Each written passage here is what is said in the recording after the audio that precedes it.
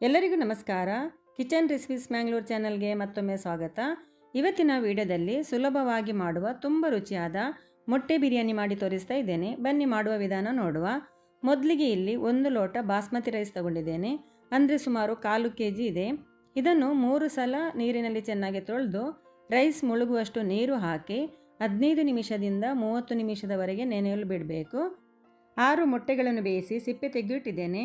ಮೊಟ್ಟೆಗೆ ಈ ರೀತಿ ಉದ್ದಕ್ಕೆ ಕಟ್ಸ್ ಹಾಕಿ ಮೊಟ್ಟೆ ಕ್ರ್ಯಾಕ್ ಆಗದೆ ಬೇಯಿಸುವ ವಿಧಾನ ವಿಡಿಯೋ ಅಪ್ಲೋಡ್ ಮಾಡಿದ್ದೇನೆ. ಆ ವಿಡಿಯೋ ನೋಡದವರು ಲಿಂಕ್ ಬೇಕಾದರೆ ಕಮೆಂಟ್ನಲ್ಲಿ ಕೇಳಿ. ಬಾಣಲೆ ಬಿಸಿಯಾಗಲು ಇಟ್ಟು 1 ಟೀ ಸ್ಪೂನ್ ಕುಕ್ಕಿಂಗ್ ಎಣ್ಣೆ ಹಾಕಿ ಎಣ್ಣೆ ಸ್ವಲ್ಪ ಬಿಸಿಯಾದ ನಂತರ ಗ್ಯಾಸ್ ಸ್ಲೋ ಮಾಡಿ 2 ಚಿಟಿಕೆ ಅರಿಶಿನ ಪುಡಿ, 1 ಟೀ ಸ್ಪೂನ್ ಮೆಣಸಿನ ಪುಡಿ, ರುಚಿಗೆ ತಕ್ಕಷ್ಟು ಉಪ್ಪು ಹಾಕಿ ಆಮೇಲೆ ಬೇಯಿಸಿದ ಮೊಟ್ಟೆಗಳನ್ನು ಹಾಕಿ ಸಣ್ಣ ಹುರಿಯಲ್ಲಿ 1 ನಿಮಿಷ ಲೈಟಾಗಿ ಫ್ರೈ ಮಾಡಿಕೊಳ್ಬೇಕು. 6 ಮೊಟ್ಟೆಯಲ್ಲಿ 4 ಮೊಟ್ಟೆ ಮಾತ್ರ ಫ್ರೈ ಮಾಡಿದ್ದೇನೆ, ಬಾಕಿ 2 ಮೊಟ್ಟೆಯನ್ನು ತೆಗೆದಿಟ್ಟಿದ್ದೇನೆ. ಮಿಕ್ಸಿ ಜಾರಿಗೆ ಅರ್ಧ ಕಪ್ ತೆಂಗಿನ ತುರಿ ಹಾಕಿ 1 ಕಪ್ ನೀರು ಸೇರಿಸಿ ಗ್ರೈಂಡ್ ಮಾಡಿ ತೆಂಗಿನ ಹಾಲು ತೆಗೆದಿಡಬೇಕು. ಒಮ್ಮೆ ಗ್ರೈಂಡ್ ಮಾಡಿದ ಇದೇ ತೆಂಗಿನ ತುರಿ ಇನ್ನೊಮ್ಮೆ ಮಿಕ್ಸಿ ಜಾರಿಗೆ ಹಾಕಿ ಇದೇ ರೀತಿ 1 ಕಪ್ ನೀರು ಹಾಕಿ ಗ್ರೈಂಡ್ ಮಾಡಿ ಇನ್ನೂ 2 ಸಲ ತೆಂಗಿನ ಹಾಲು ತೆಗೆಯಬೇಕು. ಒಟ್ಟಿಗೆ 3 ಸಲ ತೆಂಗಿನ ಹಾಲು ತೆಗೆದಿಟ್ಟಿದ್ದೇನೆ. ಗ್ಯಾಸ್ ಆನ್ ಮಾಡಿ ಪಾತ್ರೆ ಬಿಸಿಯಾಗಲು ಇಟ್ಟು 2 ಟೇಬಲ್ ಸ್ಪೂನ್ ಅಡುಗೆ ಎಣ್ಣೆ ಮತ್ತು 2 ಟೇಬಲ್ ಸ್ಪೂನ್ ತುಪ್ಪ ಹಾಕಿ ಬೇಕಾಗುವ ಮಸಾಲೆ 1/4 ಟೀ ಸ್ಪೂನ್ ಸೋಂಪು ಕಾಳು, 2 ತುಂಡು ಸ್ಟಾರ್ ಅನೈಸ್, 2 ಏಲಕ್ಕಿ, 1 ಪಲಾವ್ ಎಲೆ, 5 ಲವಂಗ, 1 ಟೀ ಸ್ಪೂನ್ ಬ್ಯಾಡಗಿ ಮೆಣಸಿನ ಪುಡಿ, 1 ಟೀ ಸ್ಪೂನ್ ಬಿರಿಯಾನಿ ಮಸಾಲ, 1/4 ಟೀ ಸ್ಪೂನ್ಗಿಂತ ಕಡಿಮೆ ಅರಶಿನ ಪುಡಿ. ಮೊದಲಿಗೆ ಎಣ್ಣೆಗೆ ಇಡೀ ಮಸಾಲೆಗಳನ್ನು ಮಾತ್ರ ಹಾಕಿ ಸ್ವಲ್ಪ ಚೆನ್ನಾಗಿ ಫ್ರೈ ಮಾಡಿಕೊಳ್ಳಿ. ಮಸಾಲೆ ಚೆನ್ನಾಗಿ ಫ್ರೈ ಆದ ನಂತರ 1 ಟೀ ಸ್ಪೂನ್ ಬೆಳ್ಳುಳ್ಳಿ ಶುಂಠಿ ಪೇಸ್ಟ್ ಹಾಕಿ, ಅಥವಾ ಶುಂಠಿ ಮತ್ತು ಬೆಳ್ಳುಳ್ಳಿಯನ್ನು ಜಜ್ಜಿ ಹಾಕ್ಬೋದು. ನಾನಿಲ್ಲಿ ಜಜ್ಜಿ ಹಾಕಿದ್ದೇನೆ. ಜಿಂಜರ್ ಗಾರ್ಲಿಕ್ ಪೇಸ್ಟ್ ಸ್ವಲ್ಪ ಕೆಂಪಗೆ ಫ್ರೈ ಆಗಬೇಕು.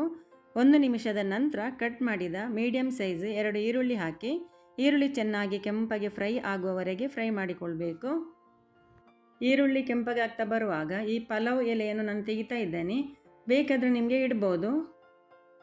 ಈರುಳ್ಳಿ ಚೆನ್ನಾಗಿ ಕೆಂಪಗೆ ಫ್ರೈ ಆದ ನಂತರ ಗ್ಯಾಸ್ ಫುಲ್ಲು ಸ್ಲೋ ಮಾಡಿ ಈಗ ತೆಗೆದಿಟ್ಟ ಮಸಾಲೆ ಪುಡಿಗಳನ್ನು ಹಾಕಿ 1 teaspoon biryani masala, 1 teaspoon Byadagi ಮೆಣಸಿನ ಪುಡಿ, 1/4 ಟೀ ಸ್ಪೂನ್ಗಿಂತ ಕಡಿಮೆ ಅರಶಿನ ಪುಡಿ ಹಾಕಿ 1-2 ಸುತ್ತು ತಿರುಗಿಸಿ ತಕ್ಷಣ ಕಟ್ ಮಾಡಿದ 2 ಟೊಮೆಟೊ ಹಾಕಿ, ಇಲ್ಲದಿದ್ದರೆ ಮಸಾಲೆ ಬೇಗ ಕಪ್ಪಗಾಗ್ತದೆ. ಟೊಮೆಟೊ ಬೇಗ ನೀರಾಗಿ ಫ್ರೈ ಆಗಲು ಸ್ವಲ್ಪ ಉಪ್ಪು ಸೇರಿಸಿಕೊಳ್ಳಿ.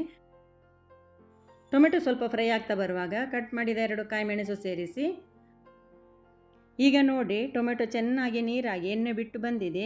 ಈ ಹಂತದಲ್ಲಿ ಕಟ್ ಮಾಡಿದ ಸ್ವಲ್ಪ ಪುದೀನ ಸೊಪ್ಪು ಮತ್ತು ಕಟ್ ಮಾಡಿದ ಸ್ವಲ್ಪ ಕೊತ್ತಂಬರಿ ಸೊಪ್ಪು ಹಾಕಿ ಸ್ವಲ್ಪ ಹೊತ್ತು ಫ್ರೈ ಮಾಡಿ.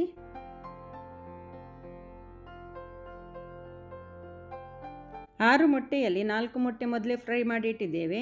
ಉಳಿದ 2 ಮೊಟ್ಟೆಗಳನ್ನು ಈ ರೀತಿ ಕಟ್ ಮಾಡಿಕೊಂಡಿದ್ದೇನೆ. ಕಟ್ ಮಾಡಿದ ಮೊಟ್ಟೆಗಳನ್ನು ಈಗ ಸೇರಿಸಿ ಇದಾದ ನಂತರ ತೆಂಗಿನ ಹಾಲನ್ನು ನಾವು ಬಾಸ್ಮತಿ ರೈಸ್ ಅಳತೆ ಮಾಡಿದ ಅದೇ ಲೋಟದಲ್ಲಿ ಅಳತೆ ಮಾಡಿ ಹಾಕಬೇಕು.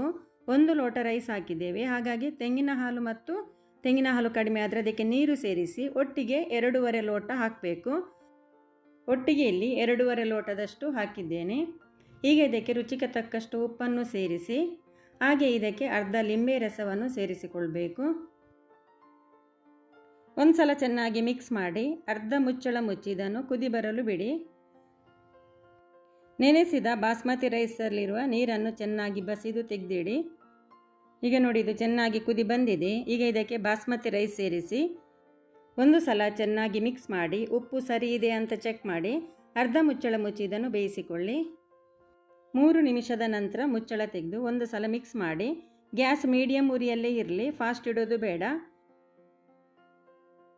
ಇನ್ನು 2 ನಿಮಿಷದ ನಂತರ ಮತ್ತೆ ಮುಚ್ಚಳ ತೆಗೆದು ನೋಡಿ, ಈಗ ನೀರು ತುಂಬ ಕಡಿಮೆ ಆಗಿದೆ ನೋಡಿ. ಈಗ ಇನ್ನೊಮ್ಮೆ ಸ್ವಲ್ಪ ಕಟ್ ಮಾಡಿದ ಕೊತ್ತಂಬರಿ ಸೊಪ್ಪು ಸೇರಿಸಿ ಹಾಗೆ ಸ್ವಲ್ಪ ಪುದೀನ ಸೊಪ್ಪು ಇದ್ದರೆ ಸೇರಿಸಿ 1 ಚಮಚ ತುಪ್ಪ ಸೇರಿಸಿ ಫ್ರೈ ಮಾಡಿದ ಮೊಟ್ಟೆಗಳನ್ನು ಒಂದೊಂದಾಗಿ ಮೇಲಿನಿಂದ ಈ ರೀತಿ ಇಡಿ. ಇನ್ನು ಮಿಕ್ಸ್ ಮಾಡೋದು ಬೇಡ. ಈಗ ಮುಚ್ಚಳ ಮುಚ್ಚಿ ಮಧ್ಯಮ ಉರಿಯಲ್ಲಿ 2 ನಿಮಿಷ ಬೇಯಿಸಿ. ಈಗ 2 ನಿಮಿಷದ ನಂತರ ಮುಚ್ಚಳ ತೆಗೆದು ನೋಡಿ, ನೀರು ಕಡಿಮೆಯಾಗಿ ಈ ರೀತಿ ಕಣ್ಣು ಬೀಳ್ತದೆ. ಇದರಲ್ಲಿರುವ ನೀರು ಇನ್ನೂ ಸ್ವಲ್ಪ ಕಡಿಮೆ ಆಗಬೇಕು. ಬಾಸ್ಮತಿ ರೈಸ್ ಕೂಡ ಪೂರ್ಣವಾಗಿ ಬೇಯಬೇಕು. ಈಗ ಪೂರ್ತಿ ಮುಚ್ಚಳ ಮುಚ್ಚಿ ಗ್ಯಾಸ್ ಫುಲ್ಲು ಸ್ಲೋ ಇಟ್ಟು ಇದನ್ನು ಇನ್ನೂ 3 ನಿಮಿಷ ಬೇಯಿಸಿಕೊಂಡ್ರೆ ಸಾಕು. ಇವಾಗ 3 ನಿಮಿಷದ ನಂತರ ನೋಡಿ ರುಚಿಯಾದ ಸುಲಭವಾಗಿ ಮಾಡುವ ಮೊಟ್ಟೆ ಬಿರಿಯಾನಿ ರೆಡಿಯಾಗಿದೆ. ತೆಂಗಿನ ಹಾಲು ಹಾಕಿ ಈ ರೀತಿ ಮಾಡಿದ ಮೊಟ್ಟೆ ಬಿರಿಯಾನಿ ತುಂಬ ರುಚಿಯಾಗುತ್ತೆ. ಒಂದು ಸಲ ಮಾಡಿ ನೋಡಿ. ಇದನ್ನು ರಾಯ್ತ ಜೊತೆ ಸರ್ವ್ ಮಾಡಿ. ಇವತ್ತಿನ ಈ ರೆಸಿಪಿ ನಿಮಗೆ ಇಷ್ಟವಾದರೆ ದಯವಿಟ್ಟು ಲೈಕ್ ಮಾಡಿ, ಶೇರ್ ಮಾಡಿ. ವಿಡಿಯೋ ನೋಡಿದ್ದಕ್ಕೆ ಧನ್ಯವಾದ.